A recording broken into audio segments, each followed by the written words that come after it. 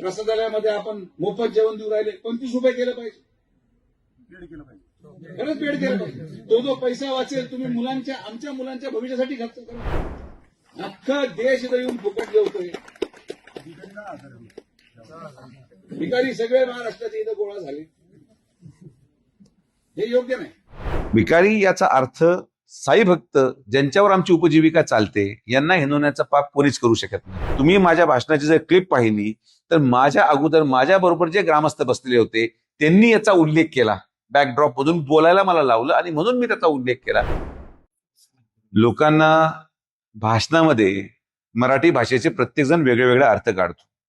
जेव्हा मी भिकारी हा शब्द उल्लेख केला त्यामध्ये आपण जर अधिकृत माहिती काढली पोलीस स्टेशनकडून तर मागच्या 3 वर्षांमध्ये जवळपास 4000 भिकाऱ्यांना या ठिकाणी पोलिसांनी अटक करून न्यायालयापुढे हजर करून त्यांना सुधारगृहामध्ये पाठवलेलं आहे. भिकारी याचा अर्थ साई भक्त ज्यांच्यावर आमची उपजीविका चालते यांना हिंदवण्याचा पाप कोणीच करू शकत नाही. साई भक्त हे आमच्यासाठी आदरणीयच आहेत, कोणीही येऊ.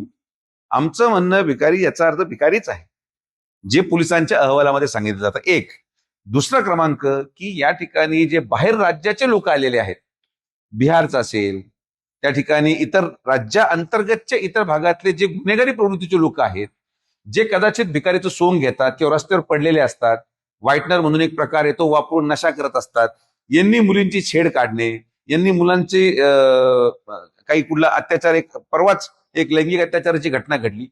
मला शिर्डी विधानसभेमध्ये माझ्या महिला भगिनी सुरक्षित ठेवण्याचा पूर्ण अधिकार आहे आणि म्हणून मी परत एकदा संस्थांना विनंती करतो की हे जेवणाचं प्रसादालयाचं जे भोजन आहे याला 10 रुपये करण्याचा उद्देश एवढाच की जेवणाचं मूल्य केलं जाईल, जेवण वाया जाणार नाही. आणि दुसरा मुद्दा माझा स्पष्ट आहे की जे जेवण साईबाबा संस्थांमध्ये पर प्लेट 30 रुपयाचं आहे किंवा 35 रुपयाचा खर्च संस्थांना येतो, ते जेवण आपण 10 रुपयाप्रमाणे भक्तांनी काही देणगी दिलेली आहे तरी त्याच्यामध्ये 25 रुपयाची तफावत आहे.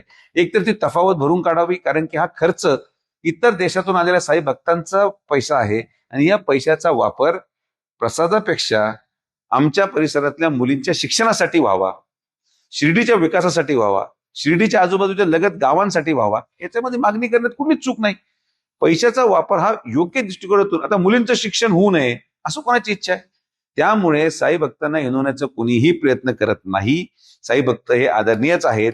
भिकारीचा शब्दाचा उल्लेख हा जेन्युइनली त्या शब्दाचा अर्थ पोलीस स्टेशनमध्ये काढलेल्या रेकॉर्डनुसार तुम्हाला मिळेल की किती अपराधी जे पकडले गेले, किती असे भिकारीचे सोंग घेऊन आलेले लोक जे पकडले गेले, याचा पूर्ण रेकॉर्ड पोलीस स्टेशनकडून अधिकृतपणे मी जाहीर करणार आहे, जेणे की हा विषय पूर्णपणे क्लिअर होईल. याच्यामध्ये नवीन काहीच नाही. तुम्ही माझ्या भाषणाची जर क्लिप पाहिली तर माझ्या अगोदर माझ्या बरोबर जे ग्रामस्थ बसलेले होते त्यांनी याचा उल्लेख केला, बॅकड्रॉप मधून बोलायला मला लावलं आणि म्हणून मी त्याचा उल्लेख केला. ही जनतेची भावना आहे, शिर्डीमध्ये राहणाऱ्यांची भावना आहे की अशा प्रकारे मोफत जेवणामुळे अपराधी प्रवृत्तीचे लोक, अनवॉन्टेड लोक, जे इथले ग्रामस्थ नाही, जे साई भक्त नाही, त्यांचे वाढ होत आहे आणि त्याचा त्रास ग्रामस्थांना प्रमाणाबाहेर होतोय आणि म्हणून हा त्रास थांबवला जावा.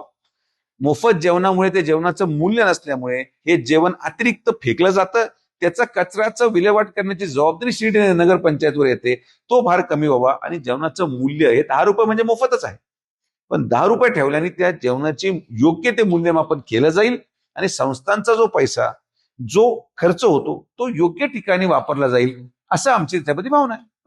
तुमच्या या वक्तव्यानंतर अनेक साई भक्तांची देखील आता प्रतिक्रिया समोर येत आहे की भक्तांच्या दालातून हा साईबाबा संस्थांचं जे सगळी व्यवस्था आहे ते चालते, याच्यामध्ये आक्षेप कोणाचा का असावा? मग भक्तांच्याच पैशाने जर संस्थांची व्यवस्था चालते तर भक्तांनी अजून 10 रुपये देण्यात काय अडचण नाही ना. भक्तांच्या पैशातून जर संस्थान चालत असेल तर यामध्ये कुठली शंका नाही.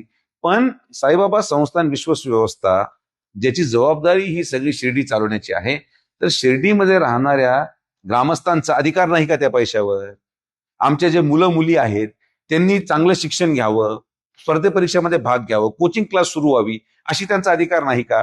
मूळ शिर्डीची रचना शिर्डीच्या ग्रामस्थांनी केली. साईबाबा जेव्हा शिर्डीत आले तर शिर्डी बरोबर असलेले त्यांचे ग्रामस्थ त्यांच्या बरोबर होते. साईबाबांच्या मनाला देखील ही भावना आहे की ज्या भागामध्ये मी राहायला आलो, ज्या भागामध्ये माझं वास्तव्य आहे, त्या ग्रामस्थांचा पण विकास व्हावा. माझा आक्षेप कुठलाच नाहीये. जेवण मोफत ते देऊ शकतात, पण कधीही संस्थांकडे आम्ही प्रश्न घेऊन गेलो तर संस्थान म्हणतं आमच्याकडे पैशाची उपलब्धता नाही. तर आम्ही त्यांना एवढं सांगितलं की पैशाची उपलब्धता नसेल तर या जेवणाचा खर्च 10 रुपये मात्र घेतल्याने जो काही पैशाची बचत होईल त्याचा खर्च मुलींच्या शिक्षणासाठी व्हावा, ही माझी माफक अपेक्षा आहे आणि त्या भूमिकेशी मी ठाम राहणार. या वक्तव्याने कुठल्याही साई भक्ताला हिनवण्याचं कुठलंही कारण नाही. जे आजपर्यंत कधी केलं ते आज का करणार? भिकारी हा शब्द तंतोतंत त्याच प्रकारे लागू होतो जे पोलिसांची आकडेवारी सांगतात. यासाठी काही कागदोपत्री पाठपुरावा करणार आहात? आम्ही मीटिंग घेणार आहोत. माननीय जलसंपदा मंत्री नामदार राधाकृष्ण विखे पाटील साहेब हे संस्थान विश्वस्त व्यवस्थेवर मीटिंग घेणार आणि मीटिंग घेऊन आमची मागणी हीच आहे.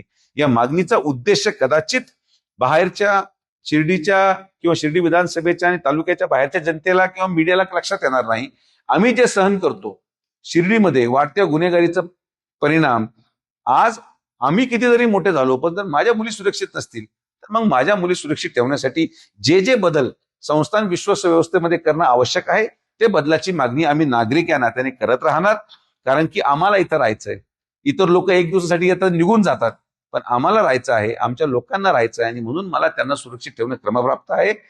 माझ्या बोलण्याचा अर्थ साई भक्ता नव्हते, माझ्या बोलण्याचा अर्थ भिकारीच होता आणि त्याचा परिणाम, त्याचा प्रूफ हे आपल्याला डेटा रेकॉर्ड मधून मिळेल.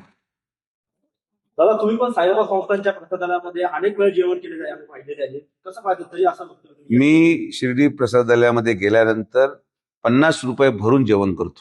माझ्याबरोबर जेवढे कार्यकर्ते असतात जेव्हा मी कधी गेलो, मी पैसे देऊन, तिथं 2 प्रकारचे जेवण आहे, ते खाली आणि एक वरती पेड जेवण आहे. मी पैसे देऊनच आजपर्यंत जेवण केलेलं आहे. मी कधी एखाद्या गोष्टीचा मी दावा करत असेल तर त्या गोष्टी पण मी तंतोतंत पाळतो. आणि माझं एक स्पष्ट मत आहे, शिर्डी संस्थान देवस्थान हे देशातलं सगळ्यात 2 नंबरचं देवस्थान आहे. 1 नंबरचं कोणतं तुम्ही सांगा? तिरुपतीचं आहे. मग तिरुपतीमध्ये गेल्यानंतर तुम्हाला मोफत भोजन मिळतं का? तिरुपती देवस्थान हे मोफत भोजनाची सेवा देतं का? तर तुम्ही गोष्टी तुलनात्मक केल्या पाहिजे. माझा उद्देश एवढाच आहे की जेवणाच्या अन्नाला मूल्य मिळावं, हीच त्यामध्ये इच्छा आहे. मी स्वतः प्रसादालयामध्ये जेवताना पैसे भरून जेवणारा माणूस आहे आणि त्यामुळं मी याच्या होणारे फायदे तोटे या सगळ्या गोष्टींचा विचार करून माझं वक्तव्य केलं. यामध्ये कोणाचीही अवहेलना करण्याचा कुठलाही उद्देश नाही. साई भक्त हे आमच्यासाठी सर्वोपरी आहेत, कारण की साई भक्त आल्याशिवाय आमचं प्रपंच चालू शकत नाही, दुकानदारांचा प्रपंच चालू शकत नाही. म्हणून त्यांचं स्वागत आहे. पण या प्रक्रियेमुळे ज्या गोष्टी चुकीच्या घडतात त्याच्या विरोधात मी 100% बोलणार आणि त्या विषयावर मी ठाम आहे.